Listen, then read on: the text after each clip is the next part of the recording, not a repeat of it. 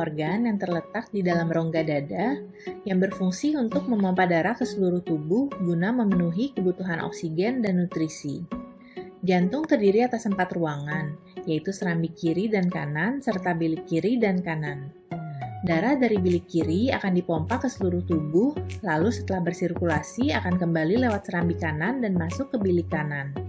Dari bilik kanan, darah akan dipompa ke paru-paru untuk kembali dipenuhi dengan oksigen. Darah yang kaya oksigen ini akan kembali ke serambi kiri dan masuk ke bilik kiri untuk kembali dipompakan ke seluruh tubuh.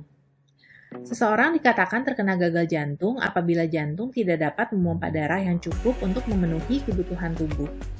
Hal ini bisa disebabkan oleh otot jantung yang menjadi sangat lemah sehingga kekuatan pompa jantung menurun atau disebut dengan gagal jantung sistolik, atau bisa juga disebabkan oleh berkurangnya kapasitas jantung menerima darah akibat otot jantung yang menebal dan menjadi kaku, atau disebut dengan gagal jantung diastolik.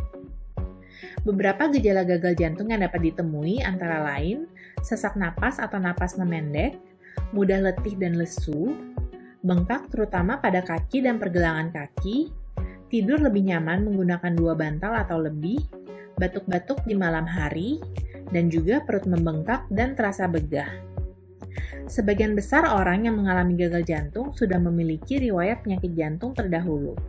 Beberapa penyebab terjadinya gagal jantung antara lain penyakit jantung koroner, tekanan darah tinggi atau hipertensi, penyakit katup jantung, gangguan metabolik seperti obesitas, kolesterol, dan diabetes, gangguan irama jantung atau aritmia, penyakit jantung bawaan lahir, kardiomiopati, dan beberapa kondisi lain seperti anemia, tiroid, dan penyakit paru.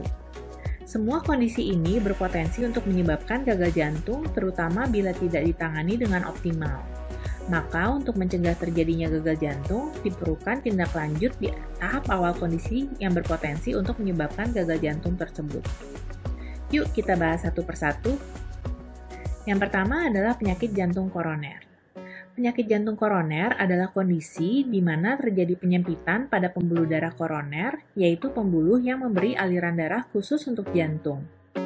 Penyempitan ini terjadi akibat adanya pembentukan plak yang terdiri dari lemak, kolesterol, kalsium, sel-sel radang, dan komponen lainnya. Pembentukan plak ini biasanya terjadi dalam waktu menahun, jadi bukan terbentuk tiba-tiba ya. Namun, gejala tidak selalu langsung muncul pada saat awal terbentuk penyempitan. Faktor risiko terjadinya penyakit jantung koroner antara lain hipertensi, diabetes mellitus, obesitas, merokok, dan kolesterol. Ini adalah faktor risiko yang dapat dimodifikasi. Sedangkan beberapa faktor risiko yang tidak dapat dimodifikasi adalah usia, jenis kelamin, riwayat keluarga, dan menopause. Penanganan penyakit jantung koroner antara lain mencakup perubahan gaya hidup, termasuk diet dan olahraga, pemberian obat-obatan, serta tindakan atau intervensi lanjut, yaitu bisa dengan pemasangan ring atau stent, yaitu pada pembuluh darah yang mengalami penyempitan tersebut, atau dengan operasi bypass, di mana akan dibuat saluran baru untuk melewati pembuluh darah yang mengalami penyempitan. Kondisi yang kedua yang berpotensi menyebabkan gagal jantung adalah hipertensi. Hipertensi adalah tekanan darah yang meningkat di atas normal, yaitu di atas 140/90 mm air raksa.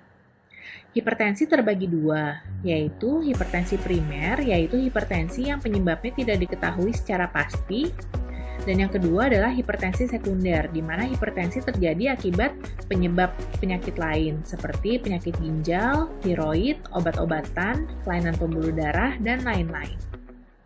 Hipertensi tidak selalu disertai gejala, maka penting untuk memeriksakan tekanan darah secara berkala meskipun tidak merasakan gejala.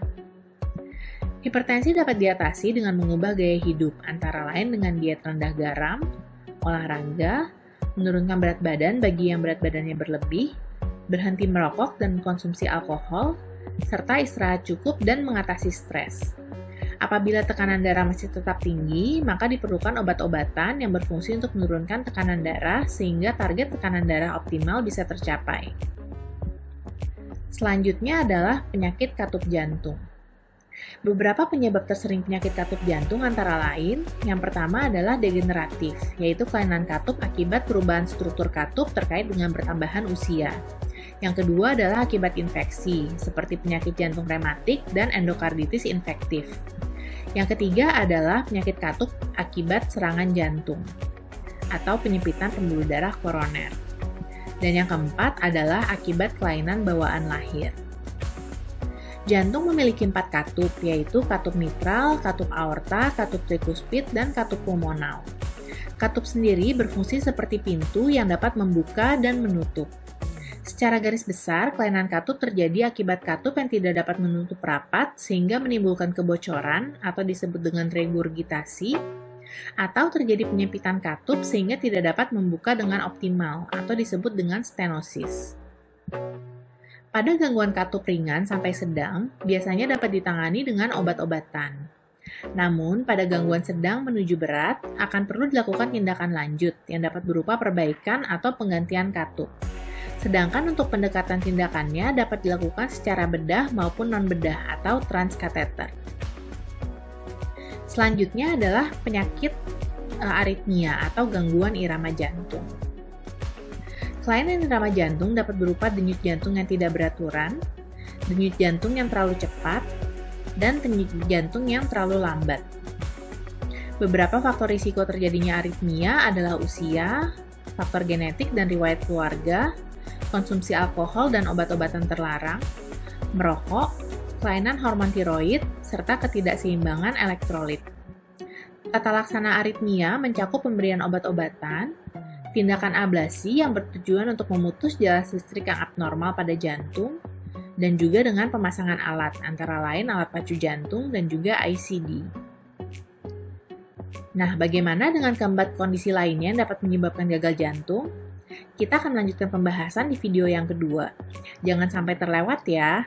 Sampai jumpa di video berikutnya.